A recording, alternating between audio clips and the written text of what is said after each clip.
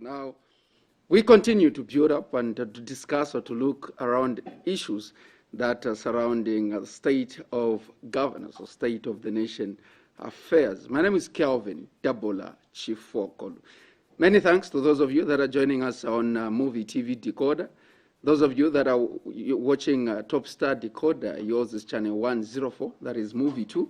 Or better still, you can join the conversation as well as watch us and follow through the conversation on social media, that is Facebook.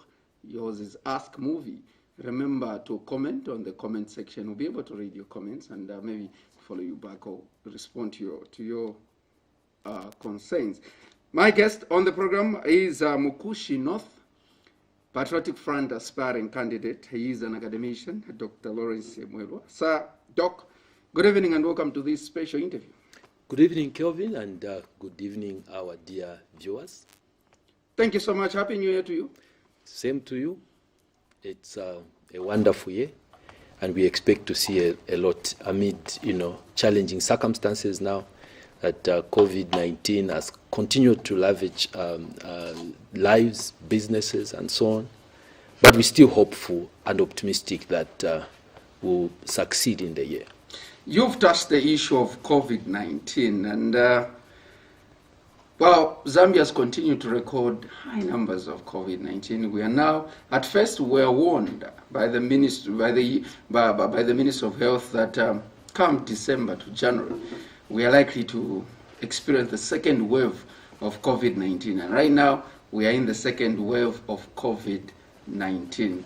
Are we doing enough to contain the pandemic as a nation? Well, let me start from the household level. I think that we are not doing enough. As individual families, we are not taking enough time to caution each other as families and family members, training our children and emphasizing the importance of social distance and masking up wherever they are, sanitizing their hands from time to time. This is not being done. Moreover, when you walk out of the house and you drive through various locations, compounds within Lusaka, and even outside Lusaka, you look at how our people have taken this thing for granted. They don't care. We don't seem to care as individuals. The government has been trying to educate, but I think that maybe because of the first wave, people didn't see a lot of deaths, or even the seriousness of the illness was not perceived at that time. People have taken it for granted. Even the second wave is the same. But from what I am seeing and what I'm learning, what the reports that we are getting, is that the second wave is more deadly and is spreading at a very fast pace. We don't know who have it, and so that is why everyone must be very, very careful. You talked about the home level, household level, and you said when you pass through and you drive through, what we are treated to, what we are seeing is a sorry thing. What about government? Is government doing enough to fight and, contain the pandemic? Well, I think government is trying through various health facilities and government agencies that are involved in the fight against COVID. The National Public Health Institute is one of those institutions of government that is working very hard to ensure that the message reaches every corner of this country. On the part of government, I think government has done enough to sensitize the public. The challenge is the response from the public. The way we have taken this thing, we have taken it so casually. I think that we'll just go through this unharmed. But I want to sound a very serious warning, because what we are seeing and learning happening in other countries might come into our neighborhood soon if we do not take government caution as serious as it should be. Come Monday, it will be the 18th of January, the date that was set by the Ministry of General Education to say schools will have to reopen. And with the escalating numbers, the numbers that we've continued to record as a nation, stakeholders, parents, as well as teacher unions are divided. Others are saying, yes, schools should reopen, looking at the fact that learners in term 3 didn't learn as they were supposed to learn because the school calendar was affected. And others are saying, no, when they start going to school, our children won't be safe.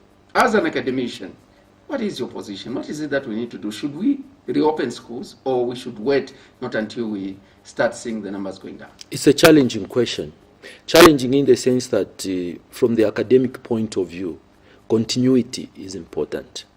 The long breaks that our children are seeing in their academic journey is not healthy at all.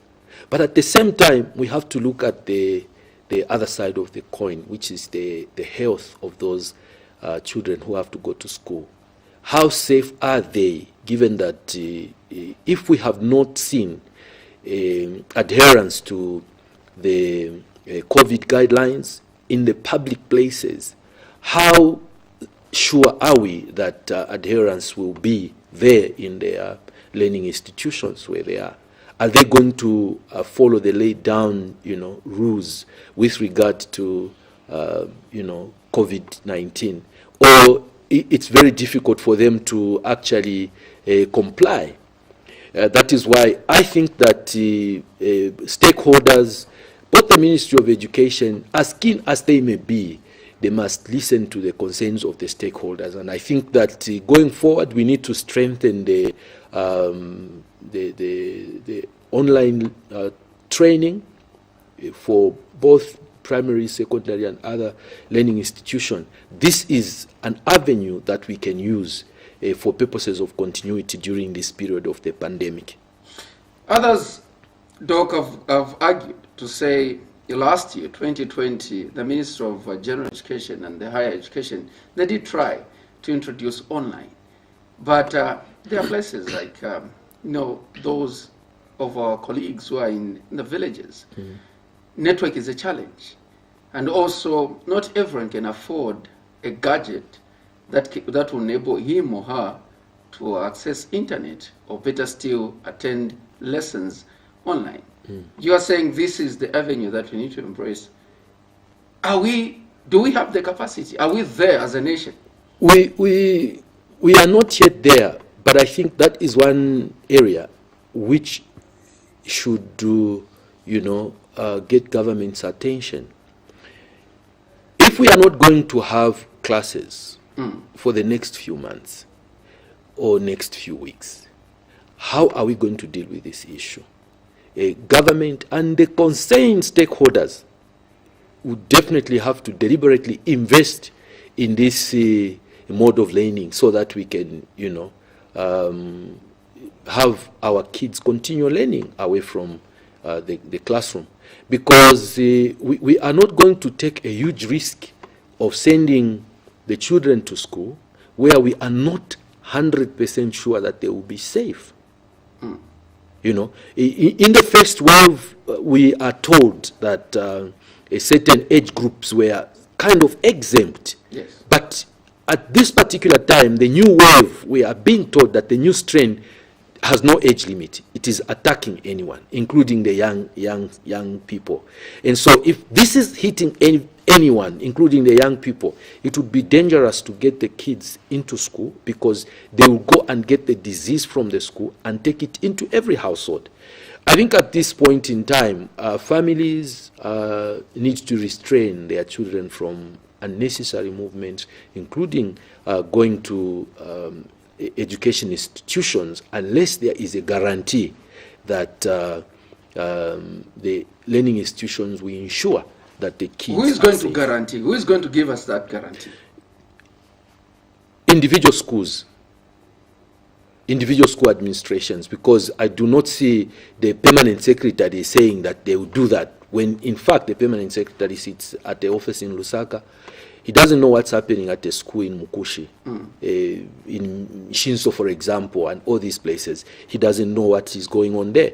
And so since he doesn't know, and he won't know what will be going on in this place, it will only be safe that we get guarantees from each individual school to say, these are the measures we have put in place, we ensure social distance. But again, if you look at the space that we have in the schools, yes, and if we have to social distance these kids, the classrooms won't be spacious enough to accommodate everyone.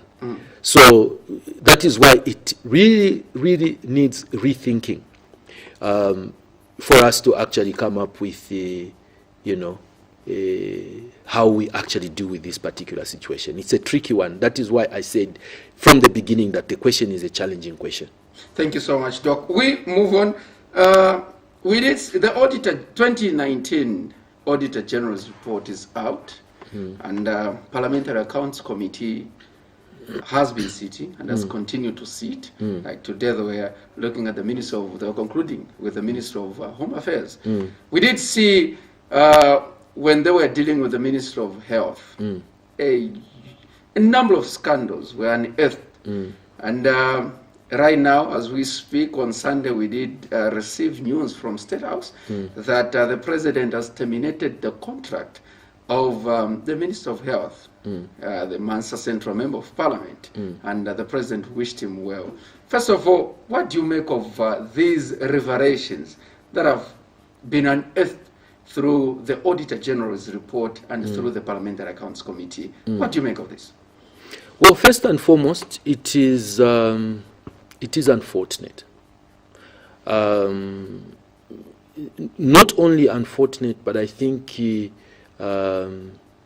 it's an injury to an ordinary Zambian who, through the office of the President, entrusted colleagues like Honorable Dr. Chitalu Chirufya to be in charge of the Ministry of Health.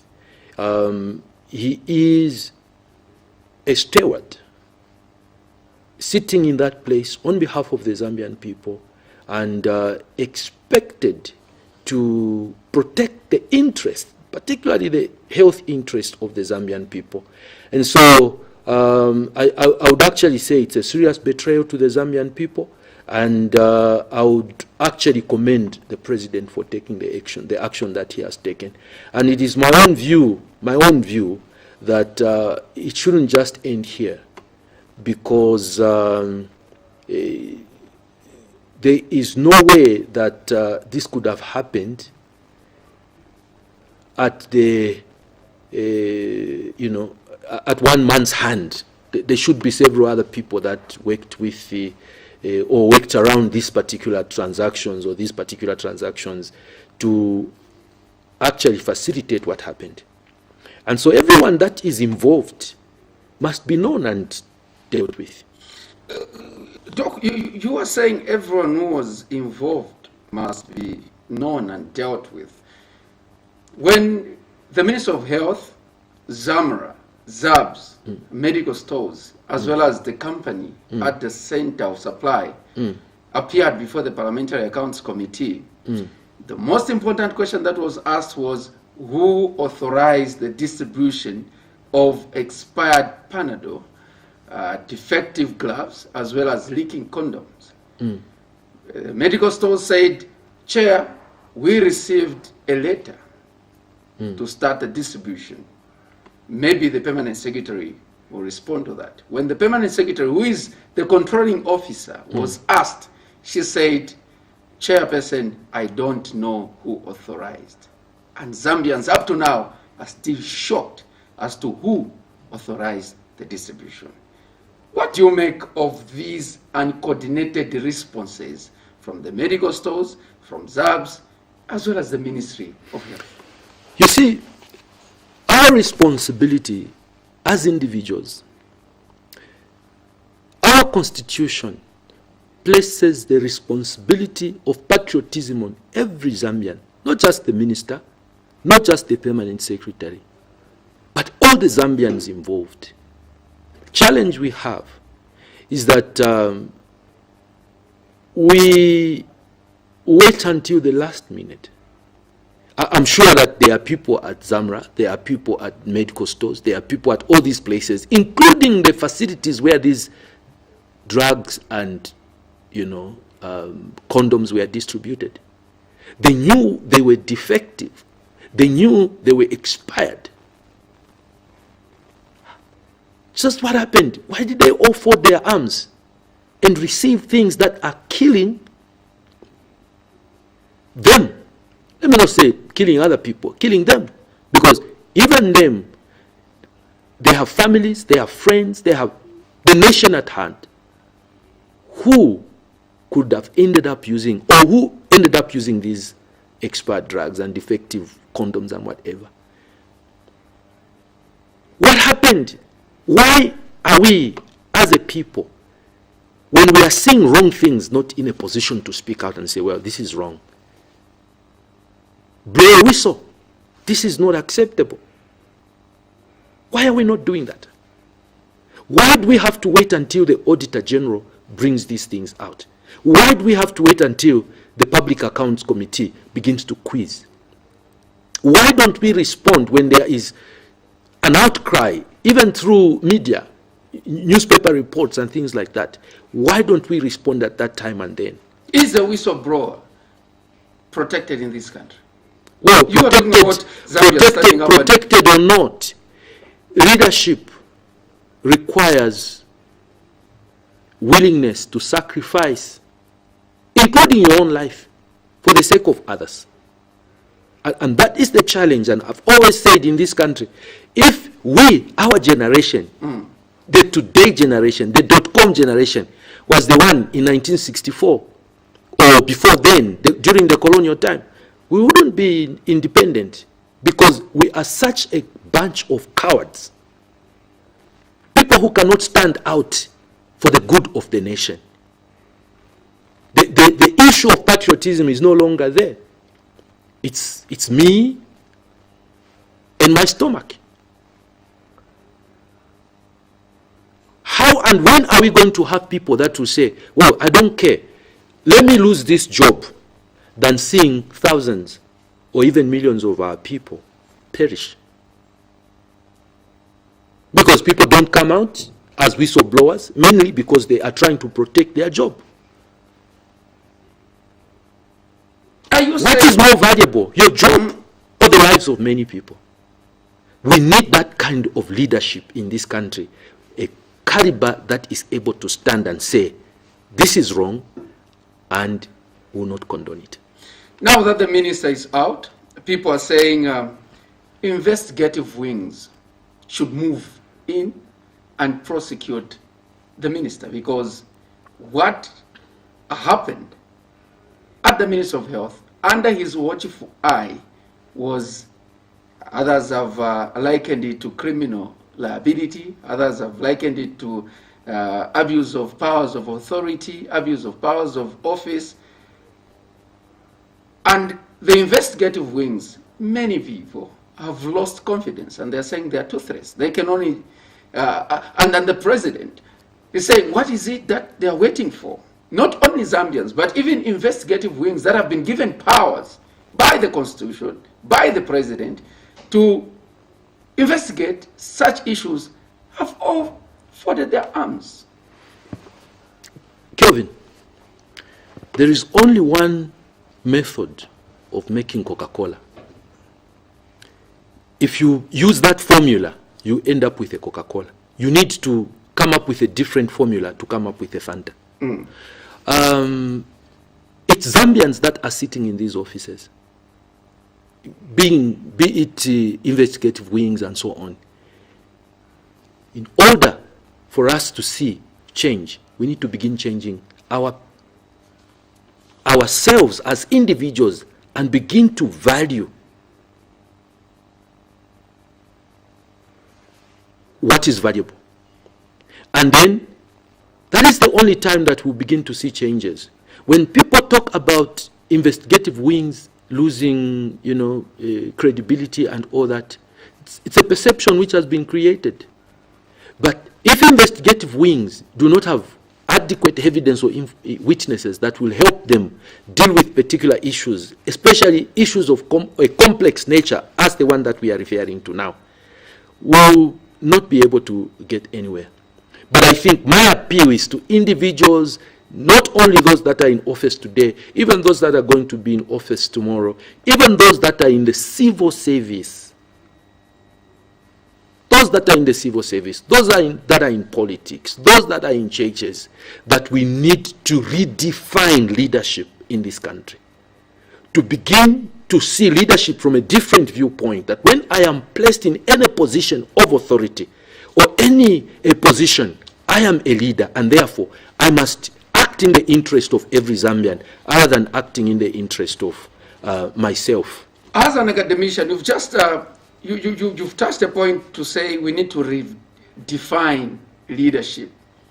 Doc, are you in other ways saying the current leadership has failed to meet the aspirations of the people, and that is why you're proposing that we need to redefine leadership? Well, it's a two-way thing. There are some leaders who have failed the people, and there are some leaders who have delivered to the expectations of the people. And that is why pretty soon we'll be going to an election where some leaders will be removed from office and others will be replaced. And so we cannot say everything is completely gone. We still have hope that we can fix things and do better than we have done. We have done our best, but we can do better than we have done.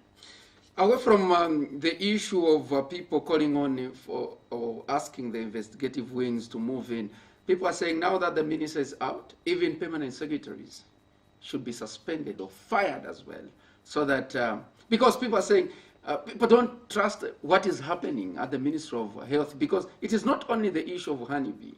You are aware that in 2020 the Auditor General also released a report which showed that COVID-19 funds were misappropriated. Not only that, a lot also has been happening at the medical stores. And now people are saying that the minister is out. Even permanent secretaries should also pave way. Are you also agreeing with the people that are asking for the permanent secretaries to be suspended or fired so that the whole entire ministry is cleaned up? Well,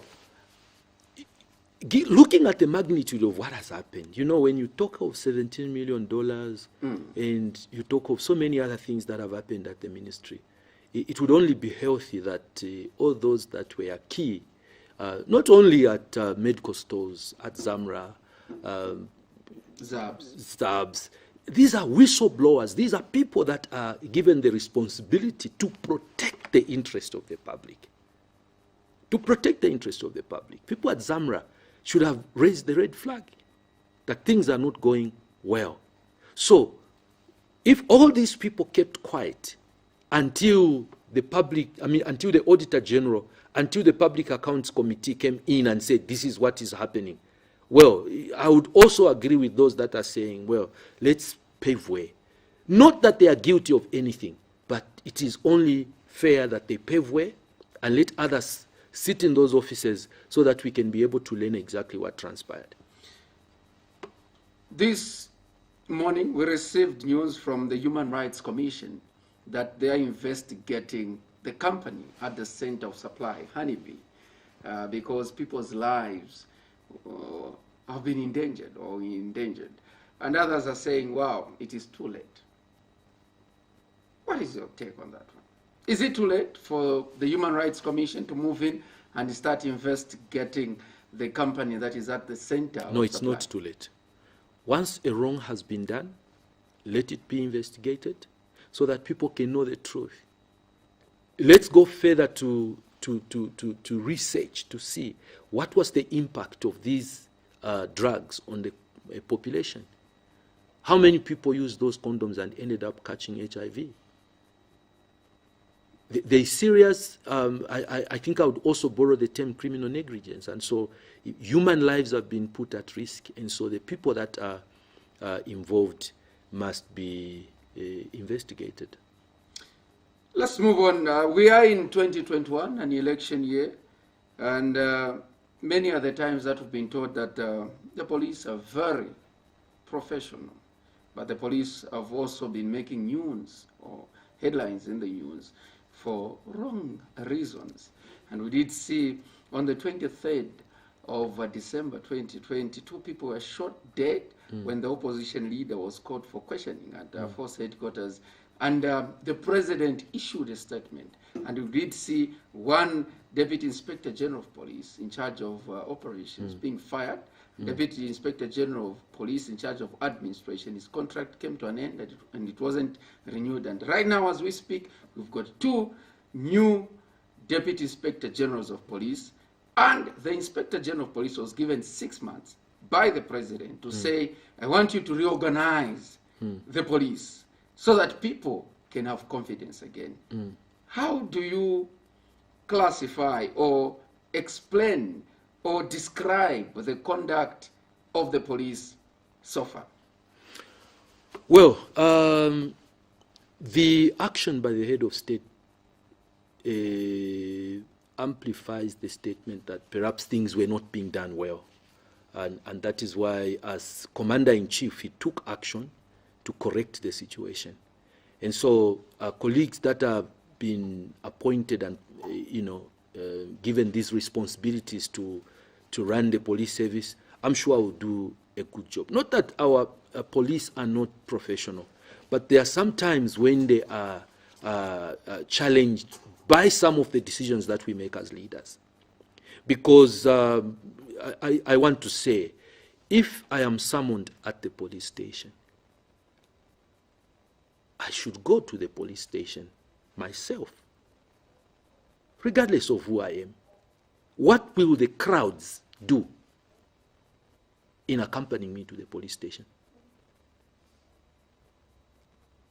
Sometimes we are making the work of the police so difficult by the actions being taken by some of our political leaders. Because if on that material day, President Hakainde had told his people that I'm safe, just a handful would have been enough to escort him to the police station to go and answer the questions that the police were asking him. Now he comes with a crowd. Which was peaceful. Well, it's only you that can say it was peaceful. Because if we look at the videos and the people that were on the ground, they were saying people stood from a distance at the roundabout. But just a question. But the police followed and started firing guns. Because they are not supposed to be there. They are not supposed to be there. Any procession, any gathering must have a permit or some notification to the police that will be gathering in this place. Were they supposed to be there? They were not supposed to be there. So all I am saying is, let's not make the work of the police difficult by guiding our followers to do the right thing. You've talked about the police being professional in dispersing people using live ammunition. Is that being professional? I am not an eyewitness to the event. I will not say whether they used live ammunition or they didn't use live ammunition. But people died and hearsay. And it's clear that live ammunition and it's not yet clear who shot. No one knows who shot, whether it could have been the police or somebody else. We don't have the facts yet. We are waiting for the report of the investigation. When the investigation comes out with a report to say the police shot, then we'll say yes, the police shot. We don't know who shot. Police brutality, not only the incident that happened on the 23rd, we've seen a number of people that have lost lives. An example at the University of Zambia, Vespas Shimunjila. Also, people heap the blame on the police to say they were unprofessional in the way they conducted themselves. Now that we're in 2021, an election year, and people are excited, a lot is expected, just like we have witnessed in the past elections. What is it that you'd like to see from the police as well as the general public, so that we don't continue to lose lives? Well, restraint from the general public and professionalism from the police. We've been told that police need to work hand in hand with the people. And when the president said people have lost confidence, What is it that needs to be done And in order for people to trust the police once again, and so that the police can protect lives? Because people don't have confidence, and people are afraid of the police. Whenever they see a police officer with a gun, they are scared to say probably he's going to open fire. What is it that needs to be done now that we're in an election year, so that we don't see casualties like we've seen in the past? Well, like I've said, the commander-in-chief has taken care of that. The changes that have been made sounds a very clear warning to those that are in the police service that they need to do what is right. And so, for the time being, let's wait and see. But let's all be hopeful that they will carry out their duties according to the law. Others are calling for the firing of the Inspector General of Police, as well as the Minister in charge of Home Affairs, to say these are the people that have failed, because the police are given a go-ahead or given instructions by the Minister, and also the Inspector General of Police is the one that instructs the commanders to say do this and this and this. So it was wrong or unfair for the President to sack one IG, Deputy IG in charge of operation, and not to renew the contract of the other IG in charge of administration, when he knows that the people at the center of all these are the Inspector General of Police, as well as the Minister in charge of Home Affairs. Your take on that? Well, once again, I have a lot of confidence in the wisdom of the Commander-in-Chief. When he made that decision, I think that he made it based on information, because as head of state, he has a lot of access to information. So the people that he dealt with, perhaps were the people that could have been dealt with. Those that have been left in the system were warned. If you are given a 6-month contract, you begin. That's a very serious warning, and so I'm very, very sure that everyone will act with caution and protect the lives of the Zambians. Let's move on. We are in an election year, and you are also an aspiring candidate. You want to represent the people of Mukushi North come the 12th of August. The issue to do with tribalism. People are saying we have coexisted.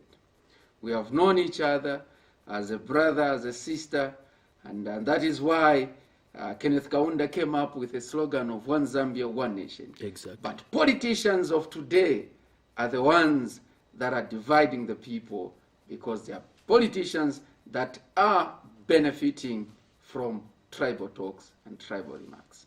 As a politician and as an aspiring candidate, what is your take on that one? It's a complex question. The first thing that I say about that is that in order for us to deal with the issue of tribalism, we must admit that there is tribalism.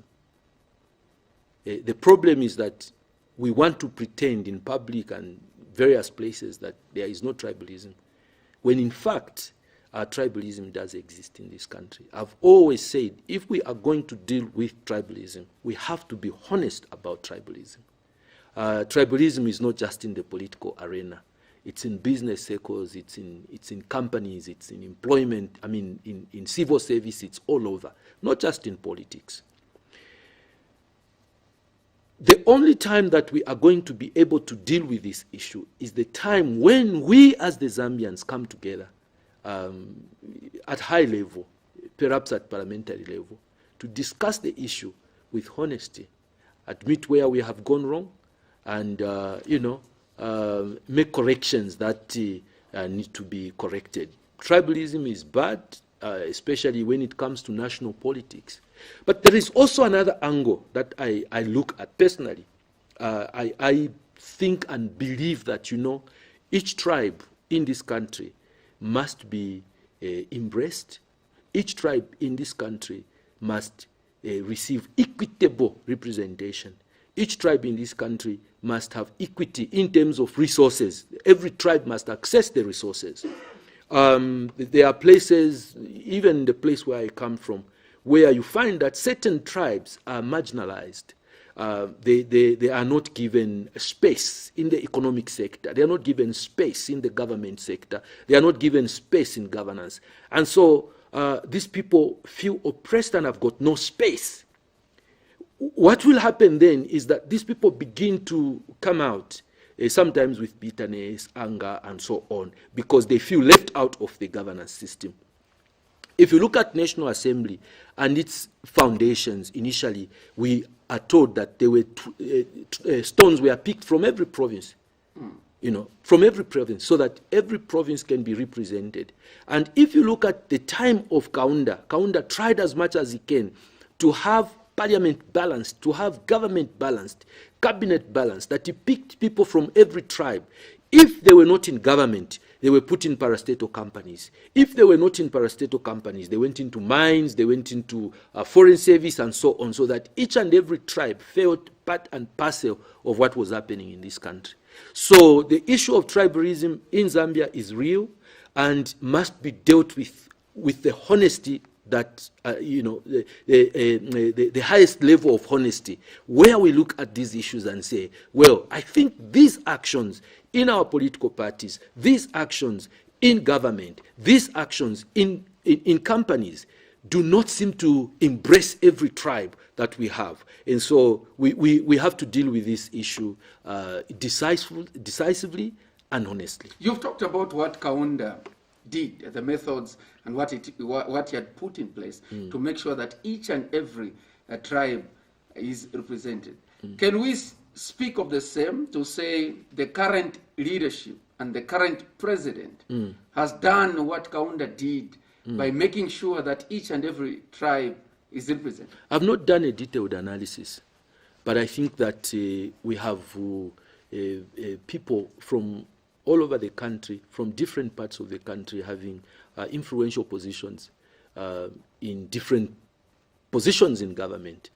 I don't want to go into details because I have to have an analysis, a detailed analysis of what's happening in order for me to comment very well. But so far, what I have seen is a balance in terms of who has held positions around the country. You've talked about the issue also of tribalism being dealt with at that level of parliament, that parliamentarians should acknowledge and agree that there is tribalism and look at ways in which they can actually handle this. The president has mentioned several times, whenever he has opened parliament, to say tribal talks has got no place in this country. What is it that parliamentarians have not done and moving forward, even as God willing, as you enter parliament, comes the 12th or come 12th of August, what is it that you propose to say this is what needs to be done by parliamentarians?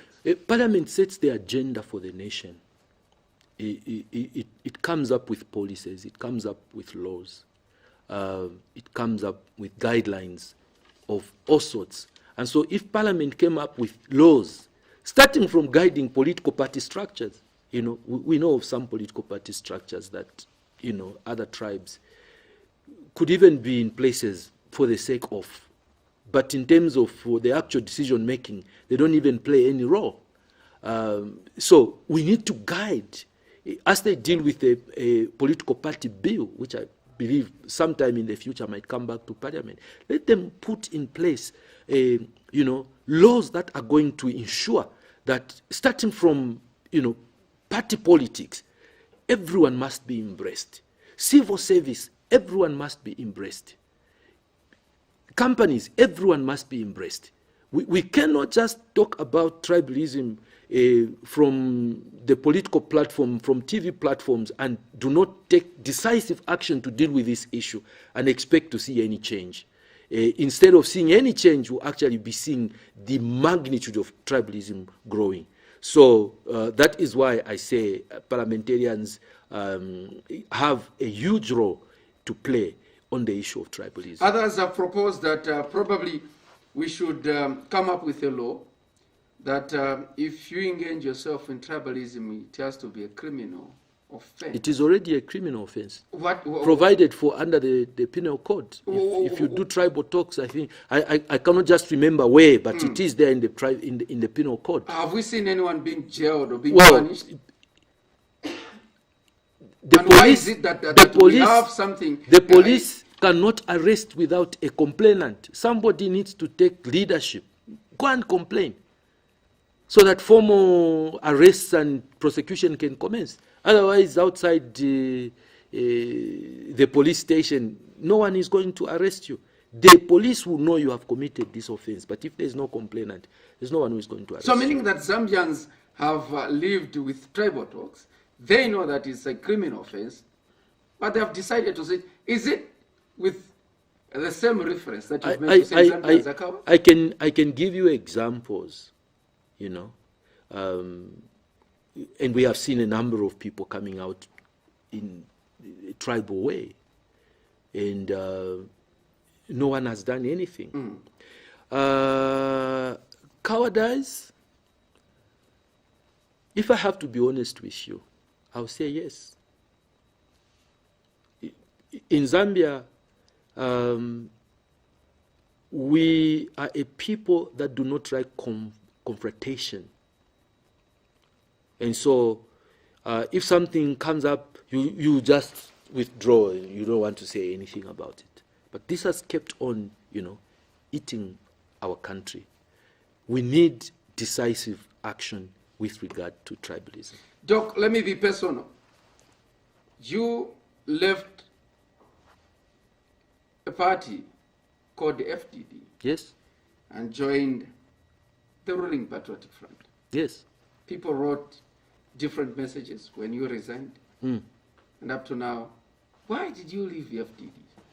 And why did you decide to join the ruling party? Why did I leave the FDD to rejoin the ruling party? You only support something that is progressive. You cannot support a party that you think is not going anywhere. First of all, we made attempts to try and convince colleagues within the FDD to go for a national convention so that new leadership can be chosen for the party. We pushed that agenda, but it was falling on deaf ears. You know very well that I was dragged to court more than twice, and I emerged winner on all the occasions. Following those wins, we decided to reconcile and hoped that within the shortest possible time we would actually convene the national convention. And this was not coming forth. And so you only join a political party because you want to participate in governance.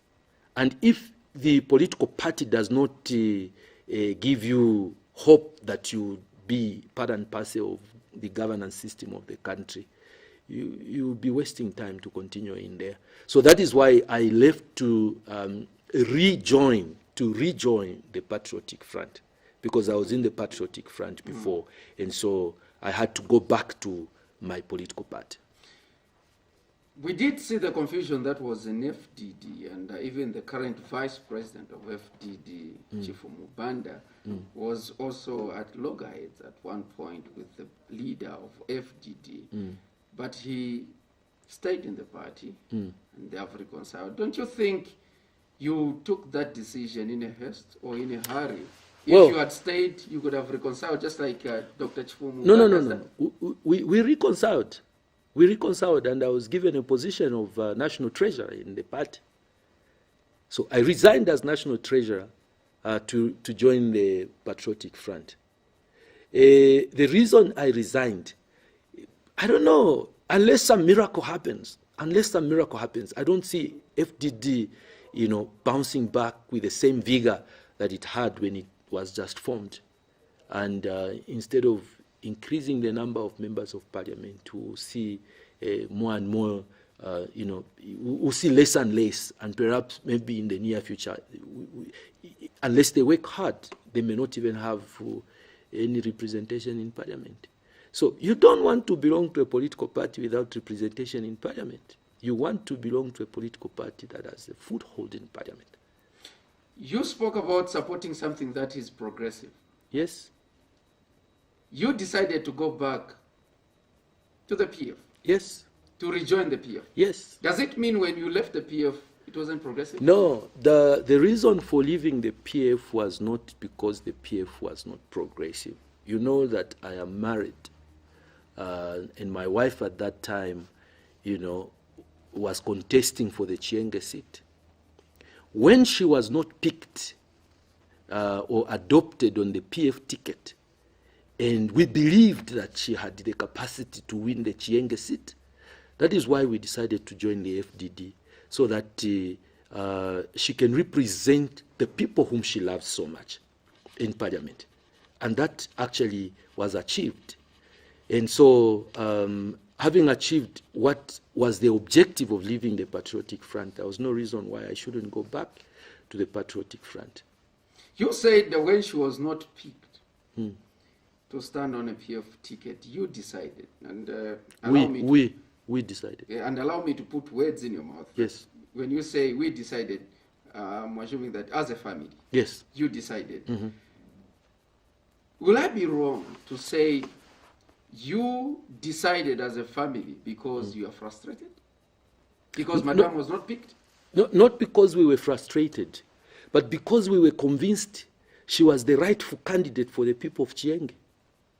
And so if she does not contest, the people of Chienge will be deprived of an appropriate representative. But she could have contested as an independent member. Well, the people of Chienge didn't want anyone independent.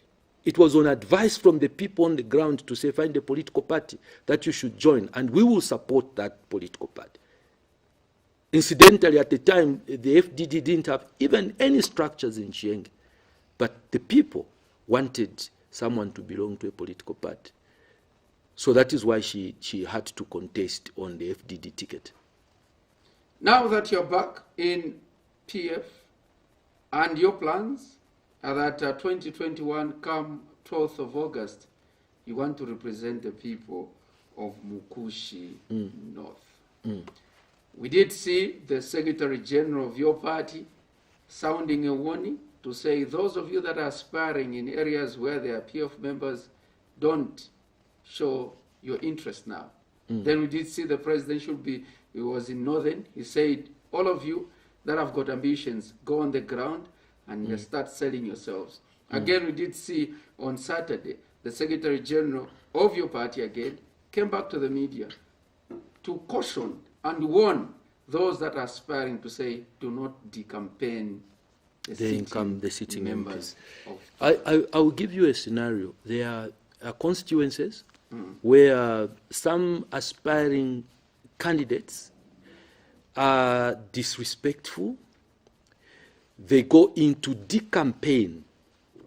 There's a difference between selling yourself and decampaigning the other. My own approach is that I don't discuss other people. I say what I am capable of doing to the people. I say what I have been doing for the people. And that has been my approach. There is no harm in taking that kind of approach. And I think that if you follow my media interviews on a number of forums where I've been interviewed with regard to my incumbent MP, I've always said she has done her best. But it's a competitive world. Politics are all about competition.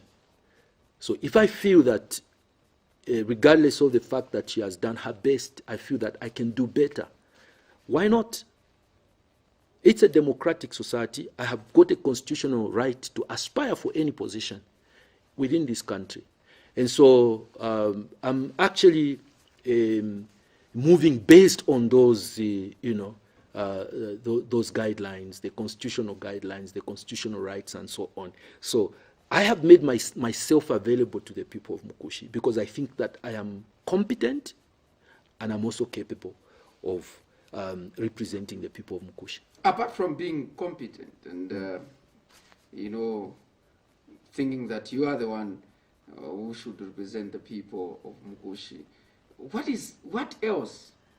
What is it that has also prompted you to say you need to represent the people of Mukushi North this time around? What is it? Others have heard others saying no, lack of development. Others are saying no, I feel like it is my time to pay back to the community or to my constituency or to my people, to live among my people and pay back. What is it that has prompted Dr. MWELWA to decide and say, I want to represent the people of Mukushi? Well, leadership is born out of pain. Any true leader will go into leadership not because they simply want to represent, but because they feel the pain in their hearts of certain things that they expect to see among their people. And those particular things are not being manifest.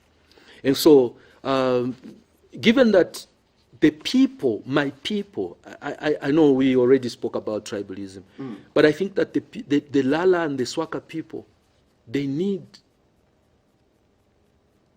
representation.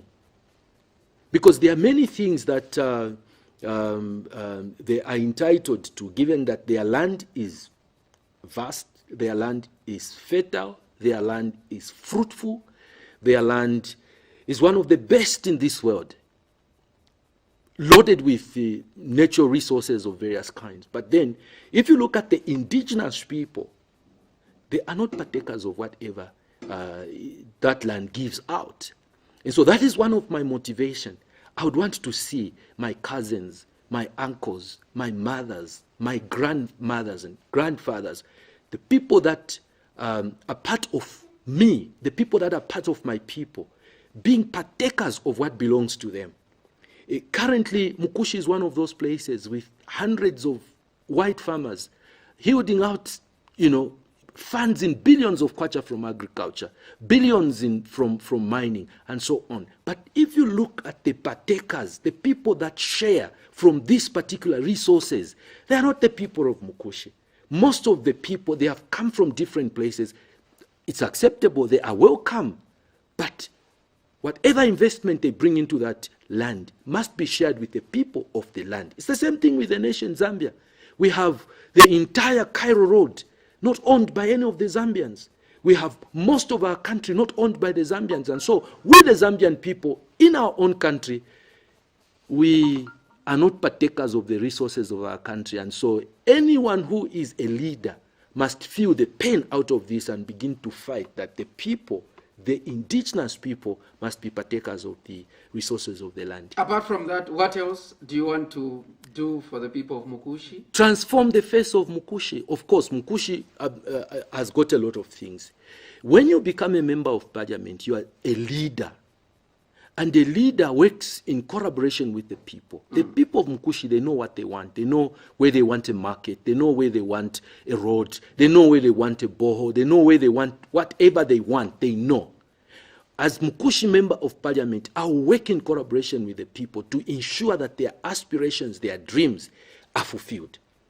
I will not work outside the national agenda. You know very well that we have got the 7th National Development Plan. So I'm not going to begin dreaming outside the 7th National Development Plan and any other plan that government might put in place. I would want to dream within the context of the government plan, but also ensure that I do my best to lobby for the best for the land of Mukushi and ensure that we transform it from being a rural town into a city. That's my dream. Others will say, since Dr. MWELWA has told us that what prompted the family to decide and ditch the PF was because Madame was not adopted. In an event that Dr. MWELWA is not adopted to stand on a PF ticket, what is it that's going to happen? I'll support the candidate of the party. And I know that our party is a big party. If I do not represent the people of Mukushi in that capacity at that particular time, I guess there are a lot of other things that I can do within the political party. I will seek to engage the one that will be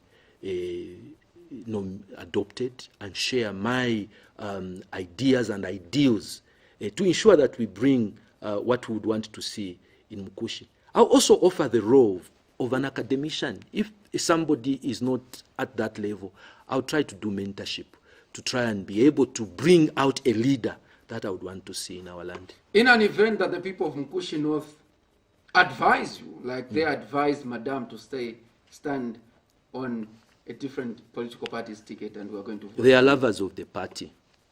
They are lovers of the party. They will flow with the party decision. And that's just what is correct. The Mukushi North constituency is one of those PF strongholds, and the people love the party. They have seen, the best from the patriotic front in terms of agriculture and other things, and so I I do not foresee such a situation coming.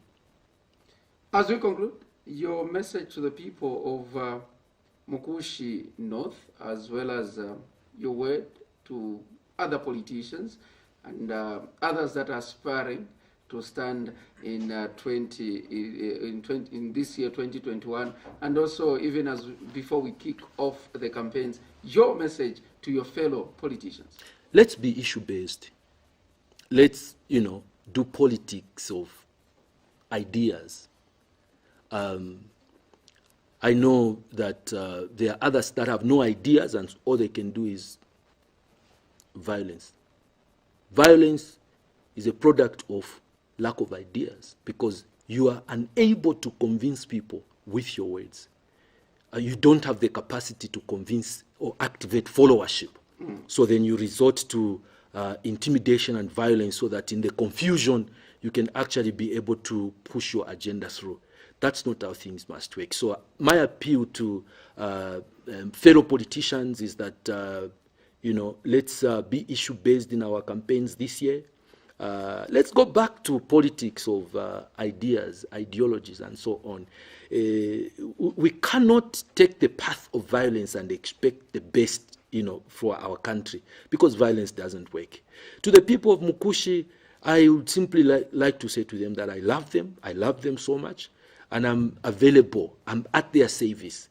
All I am asking for is for them to permit me to go and sit on their chair in the National Assembly. Doc, thank you so much for making an appearance on this special interview. Thank you for... And wishing you all the best. Thank you. As you continue with your ambitions of representing the people of Mukushi North. Thank you for inviting me and for giving me this national platform that I can be able to share my views with the Zambians.